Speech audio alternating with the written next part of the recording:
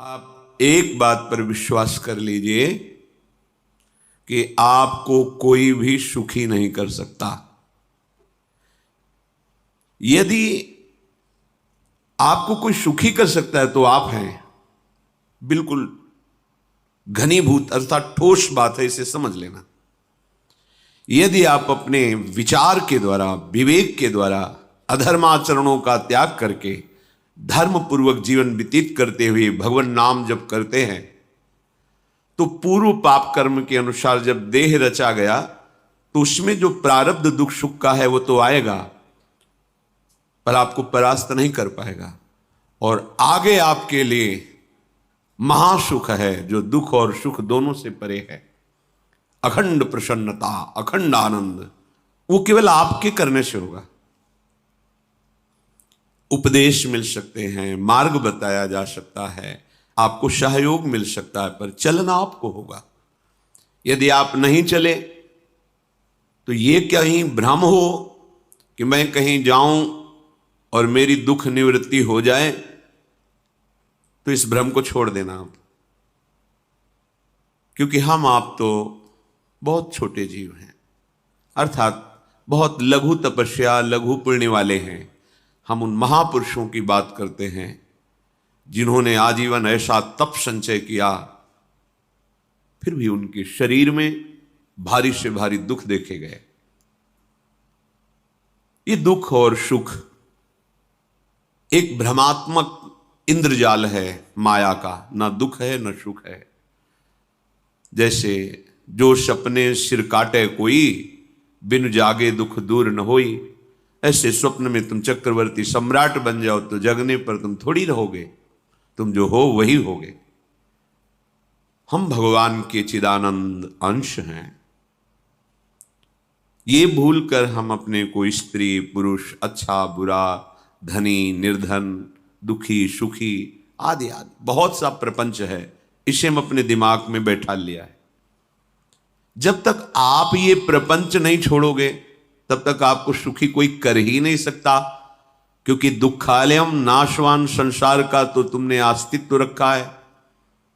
अगर ये किसी के दूर करने से होता तो स्वयं जगत गुरु परब्रह्म परमात्म तत्व भगवान श्री कृष्ण सामने हैं और अर्जुन को कह रहे हैं, मात्रा स्पर्शास्तु कौन्तेय शीतोष्ण सुख दुखदा आगमा पाइनो अनित्यास्ता स्थितिक्षस्व भारत।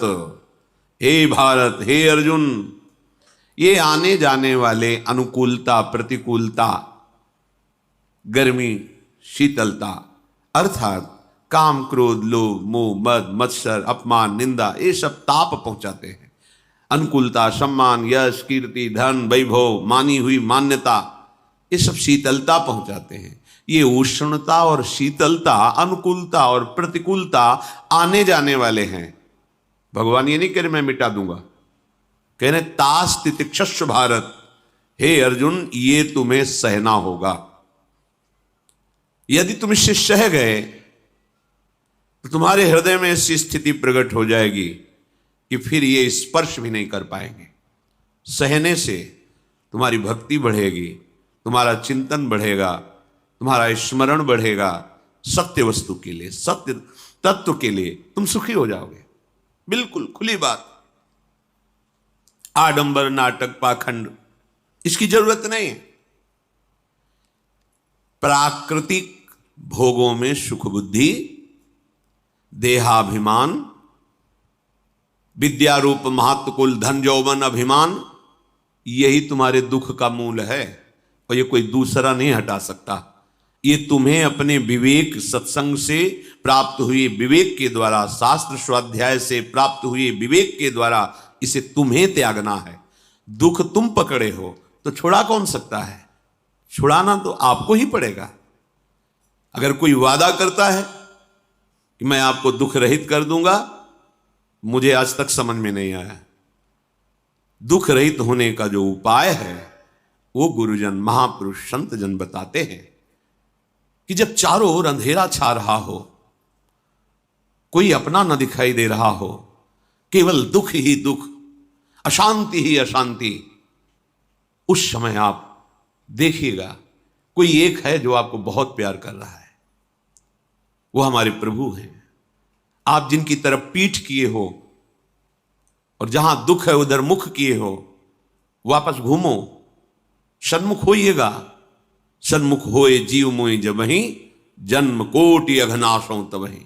करोड़ों जन्मों के पाप नष्ट कर देते हैं भगवान। जहां प्रभु की तरफ हुए तो पता चला बहुत जन्मों से बिछुड़ा था, वो मेरे स्वामी मिल गए। भारी से भारी संकट की निवृत्ति के लिए एकमात्र उपाय भगवान श्री हरि का आश्रय, उनके नाम का जप। सत्य मान लीजिए, आडंबर से कुछ नहीं होना। चाहे जितने जंतुर बांध लो, चाहे जितना जो कुछ जादू टोना जो मन आवे सो कर लो, बारी मथे घृत होए बरु शिकताते बरु तेल, बिनु हरि भजन न भवतरी यह सिद्धांत अपेल। विनिश्चितम बदामि तेन अन्यथा वचांस में हरि भजन्ति नरा। अटल बात है, यदि भजन नहीं करोगे तो तुम्हें कोई सुखी नहीं कर सकता।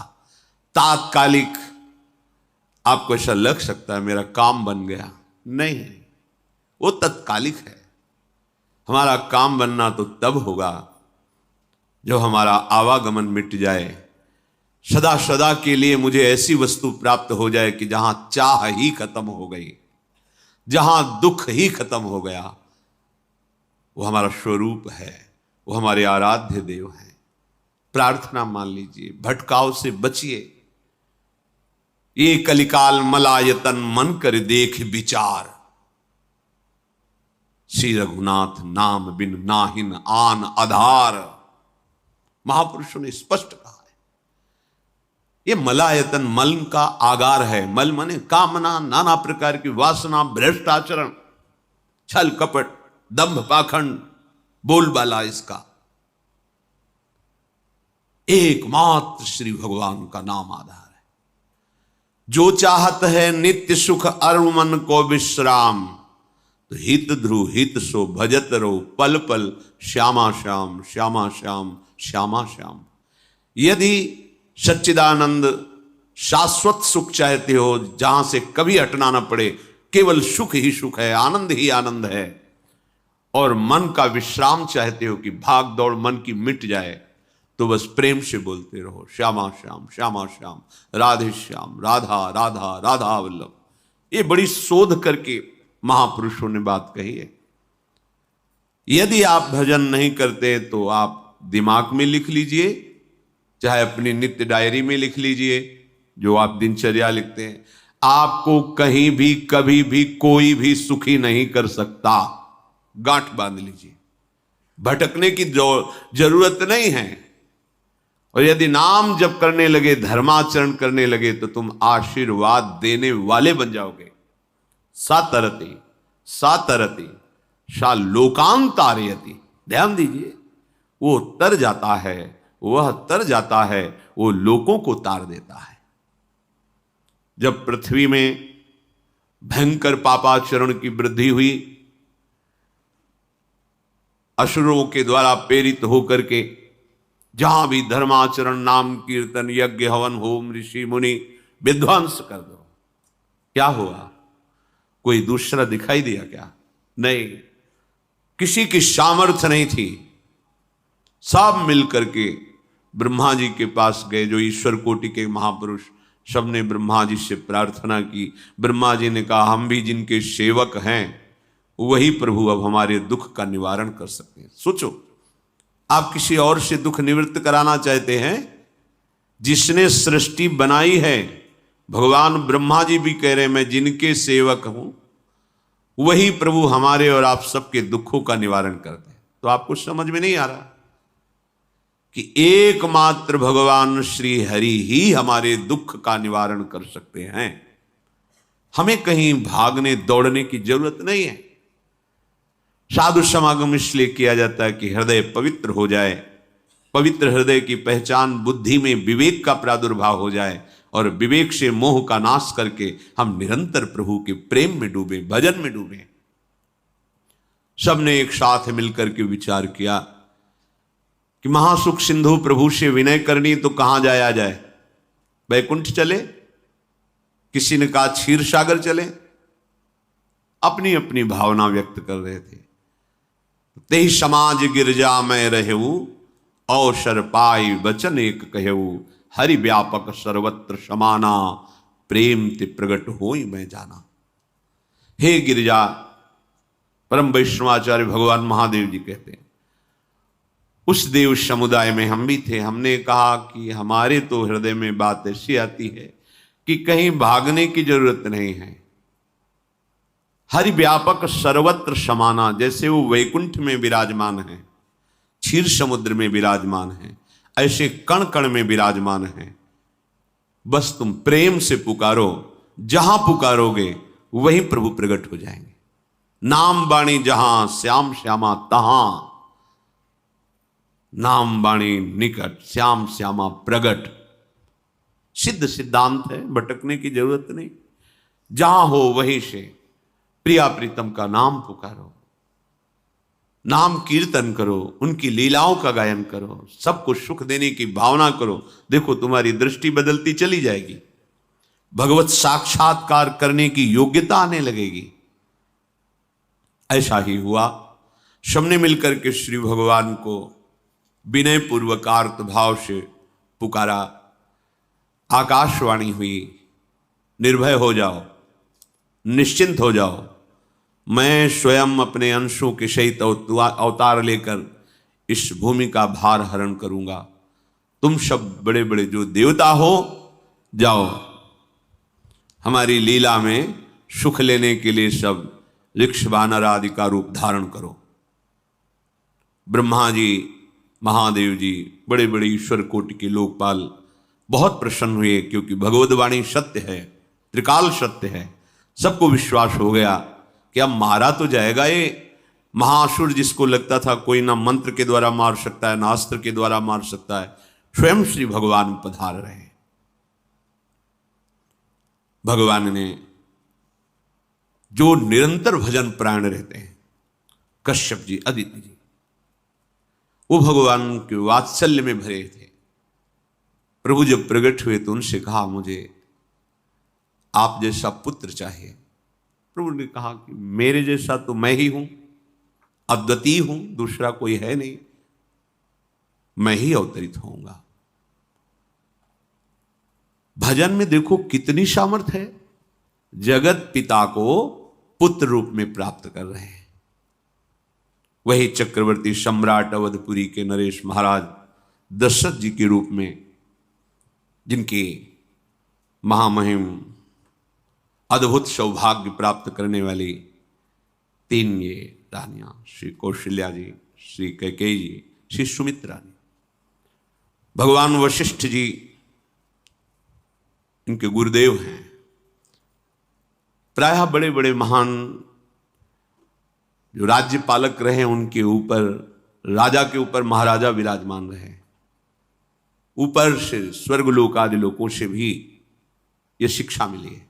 देवराजेंद्र तो भगवान बृहस्पति, दैत्यराज बलि तो भगवान शुक्राचार्य, जनक जी तो सदानंद जी महाराज, दशरथ जी तो वशिष्ठ जी महाराज। ऐसा था, क्योंकि जहां हमारा विवेक काम नहीं करता, वहां ये ब्रह्मबोध संपन्न महापुरुष तत्काल हमको संभालते हैं। महाराज दशरथ जी के हृदय में प्रबल लालसा हुई कि अब अवस्था व्यतीत होती जा रही है, पर जो गृहस्थ धर्म का परम लाभ है वो तो हुआ ही नहीं। वशिष्ठ जी के चरणों में प्रणाम करके कहा, भगवान एक ही बात की असंतुष्टता है, हमारे कोई पुत्र नहीं है। वशिष्ठ जी ध्यानस्थ हुए, ध्यान में देखा और उनका, तुम्हारा जैसा सौभाग्य अन्य का किसी का नहीं हो सकता। तुम्हारे यहां स्वयं सच्चिदानंद भगवान श्री हरि अपने अंशों के साथ अवतरित हो रहे। श्रृंगी ऋषि को बुलाया गया, पुत्रेष्टि यज्ञ करी, उसमें साक्षात भगवान अग्निदेव प्रकट होकर के खीर दिया और कहा अपनी रानियों को पवा दीजिए। वशिष्ठ जी के आज्ञा के अनुसार उस खीर को दो भाग में किया। प्रथम भाग श्री कौशल्या जी को दिया, जो दूसरा भाग था उसके दो भाग किए, उसका एक भाग कैकेयी जी को दिया। अब जो एक भाग बचा उसके दो भाग किए और वशिष्ठ जी की आज्ञा के अनुसार एक माता कौशल्या जी को, एक कैकेयी जी को दिया। उन्होंने अपने हाथ से सुमित्रा जी को दिया। तो सुमित्रा जी के गर्भ से लक्ष्मण और शत्रुघ्न, कौशल्या जी ने जो भाग दिया उससे लक्ष्मण जी प्रकट हुए जो रामचरण अनुरागी, अद्भुत अद्भुत हरि प्रेमी। शत्रुघ्न जी भरत चरणों का आश्रय लिए हुए राम जी का सेवन करते। बड़ा रहस्य है, कितनी मर्यादा है गुरु की आज्ञा से। जहां जैसा विधान होना चाहिए वैसा, तो उस बड़ा मंगल शुरू। ये महामहिम जगत पावन करने वाली माताएं मानो अपने गर्भ में अखिल ब्रह्मांडों के स्वामी को धारण किए हुए हैं, जिनके गर्भ में अनंत ब्रह्मांड वास करते हैं, उन प्रभु को अपने गर्भ में धारण करने का अनुभव कर रहे हैं। महाराज दशरथ बहुत प्रसन्न है। ये जीवन का परम लाभ है। प्रभु हमारे कोई भी हो, माता पिता भाई बंधु सखा पति प्रीतम पुत्र, कुछ भी, ये तो ऐसे करुणामय कोई भाव रख लो और गाढ़ भाव कर लो तो आपको अनुभव कराने लगेंगे। जिस भाव से आप देखोगे कैसा सुख महाराज दशरथ जी को हो रहा होगा, जिनको गुरुदेव से पता है कि स्वयं भगवान पधार रहे। प्रतिपल इनके दर्शन करके कौशल्या जी, कैकेयी जी, सुमित्रा जी के प्रेम पुलकित रहते हैं। दशरथ जी, अहो भाग्य, साक्षात भगवान पधार रहे हैं। समय व्यतीत हुआ। जोग लगन गृह बार तिथि सकल भये अनुकूल, चर अरु अचर हर्ष जुत राम जन्म सुख मूल। ठीक योग लगन ग्रह वार तिथि सब अनुकूल हो गई। कब? जिसके हृदय में प्रभु का प्रकाश हो जाता है। जो प्रभु के भजन में रहता है तो योग लगन ग्रह वार तिथि नक्षत्र सब अनुकूल हो जाते हैं। जो पे कृष्ण चरण मन अर्पित तो करी है का नवग्रह रंग। सब ग्रह नक्षत्र वार तिथि ये जितने भी विघ्न कारक या शुभ कारक है, ये सब शासन में रहते हैं जिसके हृदय में भगवान नाम चल। जिते विनायक शुभ अशुभ ये विघ्न करे नहीं कोई, क्योंकि भगवान का नाम चल रहा है, हृदय में भगवान प्रकाशित हो गए हैं, परमानंद अनुभव होता है। ऐसे भगवान जगत में प्रकट हो रहे हैं।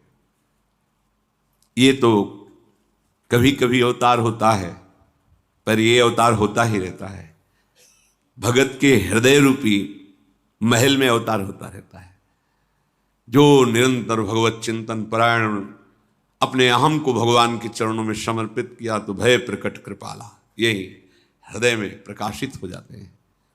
हृदय में ही दिव्य वृंदावन प्रिया प्रीतम दिव्य लीला। चैत्र का महीना, नवमी तिथि, शुक्ल पक्ष, अभिजीत मुहूर्त, ठीक दोपहर का समय 12 बजे। सब लोगों को परमानंद प्रदान करने वाले प्रभु पधारे। शीतल मंद सुगंधित वायु बह रही है। देवताओं की दुंदुभियां बज रही, पुष्पों की वर्षा हो रही। बड़े बड़े ऋषि मुनि नृत्य कर उठे, जैसे साधना का फल मिलता है हृदय आनंद में। आज समस्त साधनाओं के फल स्वयं मंगल मूर्ति प्रभु पधार रहे। सब महात्माओं का, संतों का हृदय अलौकिक आनंद से भरा हुआ है। पृथ्वी जितनी दिव्यता है सब प्रकाशित कर दी। रस भरे फल, औषधियां, दिव्य मणियां, रत्न जो छुपाए हुए अपने गर्भ में थी, प्रभु आ रहे, सब प्रकाशित कर दी। जलधाराएं जो सूखी हुई थी वो भी।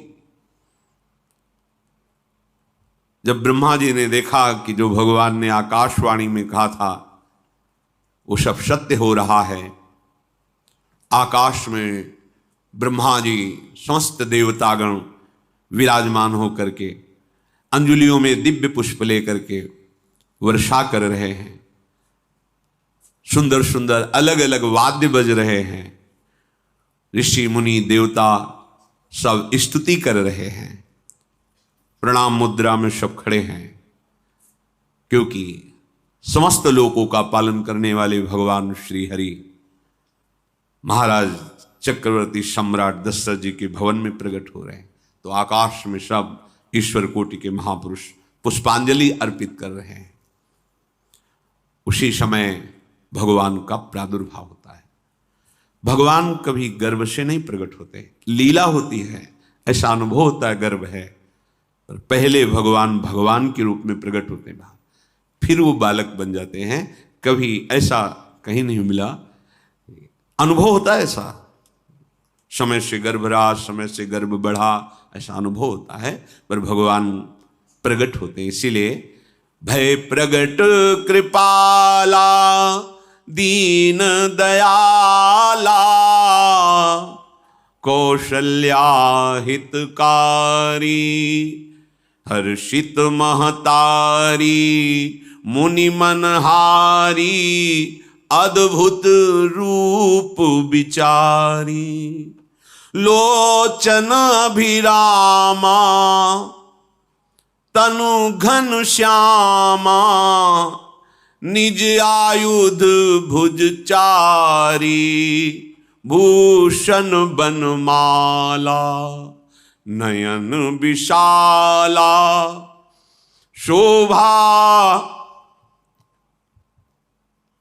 सिंधु खरारी कह दुई कर जोरी अस्तुति तोरी केहि विधि करो अनंता माया गुण ज्ञाना तीत अमाना वेद पुराण भनंता करुणा सुख सागर सब गुण आगर जेहि गावहि श्रुति संता सो मम हित लागी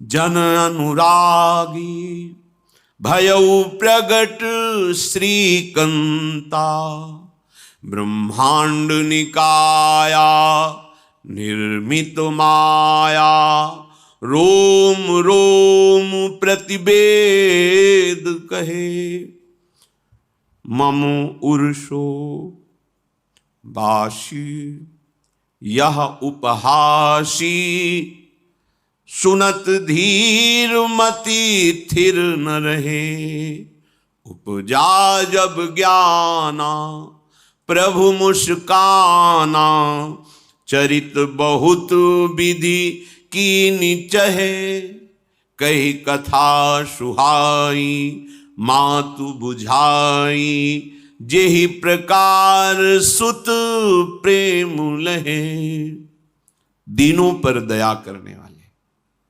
बात समझिए, बहुत तपस्या है, बहुत गुण है, बहुत बड़े साधक हो, बहुत बात अभी नहीं बनी। दीनों पर दया करने वाले।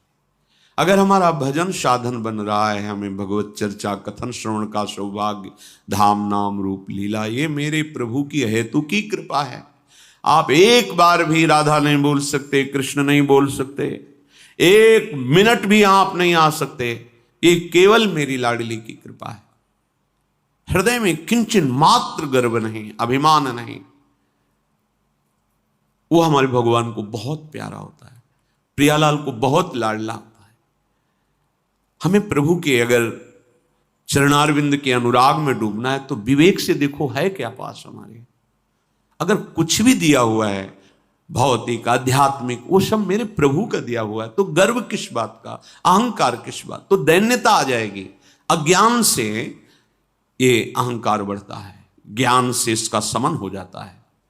चाहे भौतिक हो चाहे आध्यात्मिक हो, मेरे को सब कुछ मेरे प्रभु ने तो दिया है। ध्यान देकर देखो तुम्हारी उपज क्या है, तुम भी तो उन्हीं के अंश हो। न तुमने शरीर बनाया, न संसार बनाया, तो फिर अध्यात्म तो भौतिक अध्यात्म सब कुछ मेरे प्रभु का दिया हुआ है, सब कुछ प्रभु में है, तो फिर अहंकार किस बात का, दैन्य हो जाओ। यंत्र कहे कि मैं दक्षिण की तरफ चलूंगा और यंत्री तुम्हें उत्तर की तरफ चलावे तो एक कदम चल नहीं सकता यंत्र। ठीक ऐसे ही तुम हो, पर यह ज्ञान ना होने के कारण अहम वृत्ति को स्वीकार करके मनमानी आचरणों में उतर गए। अब तुम्हारा यंत्री माया हुई, यंत्रारूढ़ानि मम माया। और यदि भगवद आज्ञा का पालन करते हुए भजन परायण तो आप भगवान के हाथ के यंत्र बन जाओगे, महासुख में निमग्न हो जाओगे। जो दीनों पर सदैव दुलार करते हैं, माता कौशल्या जी को परम सुख देने वाले प्रभु प्रकट हुए। मुनियों के मन का हरण करने वाले प्रभु को सामने देख करके कौशल्या जी आनंद मगन हो गई। प्रभु कहां? सामने। आनंद क्यों मगन? नेत्रों से अश्रुधारा चल रही कौशल्या जी के सामने देखा श्याम सुंदर विराजमान है, लोचन अभिरामा तनु घन श्यामा। ऐसी अद्भुत श्यामता त्रिभुवन में नहीं है, ब्रह्मा जी की बनाई हुई नहीं कोई ऐसी श्यामता जिससे उदाहरण दिया जाए कि प्रभु के श्रीअंग की श्यामता कैसी है। वो बस संकेत के लिए चंद्र शाखा न्याय के अनुसार भले कह दे, नहीं प्राकृतिक ऐसी रचना ही नहीं है जो हमारे प्रभु की इंद्रनील मणि श्याम मनोहर, वो है ही नहीं। वो सामने देख रहे कौशल्या जी। ये भजन का प्रभाव है।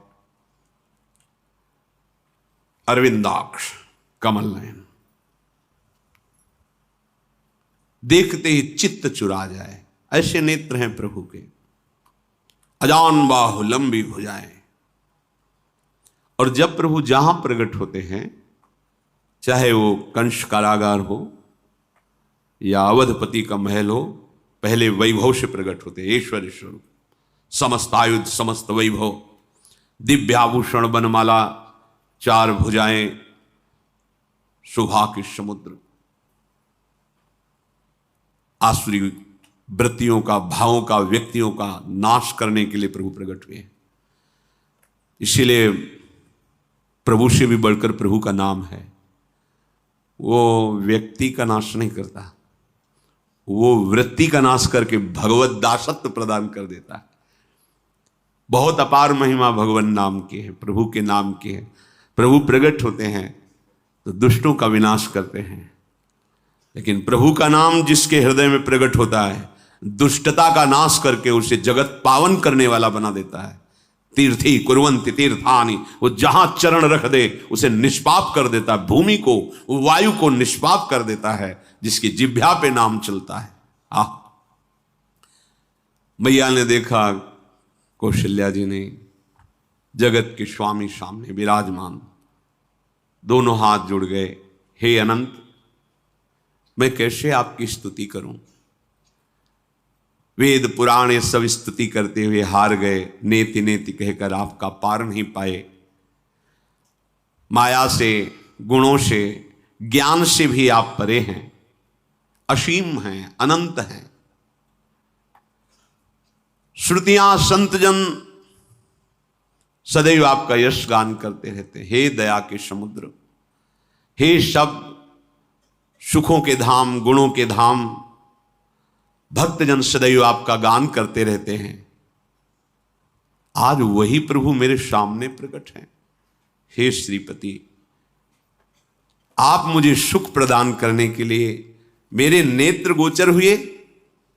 अरे जिनके रोम रोम में अनेकों ब्रह्मांड वास करते हैं, एक रोमकूप में अनेकों ब्रह्मांड वास, वो प्रभु मेरे पुत्र कहलाए, ये तो हंसी की ही बात है। मेरी बुद्धि विचलित हो रही। कहां आप असीम महिमा अनंत विराट, आप मेरे पुत्र। जब ऐसा वर्णन कर रहे तो प्रभु मुस्कुराए। बहुत प्रकार से मैं आपको सुख देना चाहता हूं, इसलिए पहले मैं इस रूप में आया हूं कि आपने जो भजन करके मांगा था कि मेरे जैसा पुत्र हो, तो देखो मैं ही स्वयं, मेरे जैसा और कोई है ही नहीं, मैं ही स्वयं आया हूं। तुम्हें याद है? याद, स्मृति आई। हाँ प्रभु, फिर प्रभु अब इस रूप में नहीं। माता पुनि बोली सोमति डोली, तजहु तात ये रूपा, की जैसी सुलीला अति प्रियशीला, यह सुख परम अनूपा। हाँ हाँ प्रभु याद आ गया। ओहो अहो भाग्य अहो भाग्य। तो फिर प्रभु ये रूप छोड़ो और जो सुख देने के लिए आप पधारे हो वो रूप धारण करो। प्रभु जब आप हमारे पुत्र बनने के लिए आए हो तो फिर शिष्य रूप धारण करो। जो ही माता कौशल्या जी ने ऐसे वचन उचारे तो सुनी बचन सुजाना, रोदन ठाना, होई बालक सुरभूपा, यह चरित जिगावहीं, हरि पद पावहीं, तेन परहीं भवकूपा। इतना सुनते ही सुजान भगवान श्री हरि नवजात शिशु होकर के रोने लगे। जो इस पावन चरित्र का गान या श्रवण करता है वो कभी दोबारा इस संसार में जन्म नहीं लेता है। भगवान के कैसे महामहिम चरित्र देखो, अभी भगवान प्रकट हो रहे हैं और उसका फल बता रहे कि जो भगवान की इस पावन लीला का गायन या श्रवण करेगा, दूसरे साधन बने ना बने, निश्चित वो भगवत प्राप्त हो जाएगा। इसका फल ही है ये चरित जिगावहीं, हरिपद पावहीं, तेन परहीं भवकूपा। ब्रह्म ऋषियों के लिए, गौ देवता संत भक्तों के लिए स्वयं भगवान लीला सुख प्रदान करने के लिए अवतरित हुए हैं। सतोगुण रजोगुण तमोगुण से अतीत भगवान का चिदानंदमय देह है, मनुष्य रूप में ही प्रकट हो रहे हैं। पर ये मायाकृत नहीं, ब्रह्मा की सृष्टि का नहीं है। चिदानंद सच्चिदानंद रूपाय, ऐसे ही चिदानंदमय देह तुम्हारी, विगत विकार जान अधिकारी। निज इच्छा निर्मित तनु है, कर्म बंधन से नहीं, प्रकृति के अधीन नहीं, प्रकृति को अधीन करके स्वयं की इच्छा से आत्मस्वरूप सच्चिदानंद भगवान का विग्रह है। अब शिशु का रोदन सुन करके जैसे समुद्र में ज्वार भाटा आ जाता है, ऐसे महाराज दशरथ जी के भवन में सुख सिंधु की बाढ़ आ गई। महारानी कौशल्या जी ने शिशु का जन्म किया। ऐसा जन्म हुआ है जन्म मरण मिटाने वाला। आप सोचते होंगे कि ये प्रिया प्रीतम के अनुरागी, हम आपको सच्ची कहते हैं, हम इनकी बात कर रहे हैं ना तो दिमाग में रील कुछ और ही चलती है। हमें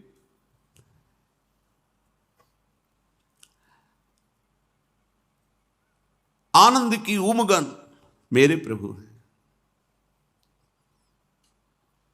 कल जब इस प्रसंग का गायन करना है तो थोड़ा चिंतन कर रहे थे, तो जब जनकपुर की सीमा में भगवान विश्वामित्र जी के साथ पधारते, आगे प्रसंग आएगा, और जानकी जी जब पुष्प वाटिका में प्रभु की जब दृष्टि पड़ती है और दोनों दृष्टि मिलती है, तो उस समय दिखाई दे रहा था इतना भी अंतर नहीं था, इतना भी अंतर नहीं था। तो बता रहे प्रिया प्रीतम, इतना भी अंतर है। उनके जब नेत्रों में केवल देख रहे थे तो वही नेत्र थे, रूप और स्थान अलग था, लेकिन नेत्रों में वही था जो देखते, जो यहां देखते वही वहां दिखाई दे रहा था। दोनों नेत्रों में पहचान हो जाती, जैसे अपना पति है ना, और वो किसी सुंदर नाटक में वो किसी दूसरे का पति बन करके स्वांग कर रहा हो तो उसको जलन थोड़ी होती है, उसको लगता है कि मेरा प्रीतम कितना अभिनय में प्रवीण है, ओहो मेरा प्रीतम, मेरा प्रीतम। वो आनंदित होती उसे देख के, मेरा प्रीतम अभिनय में कितना प्रवीण है।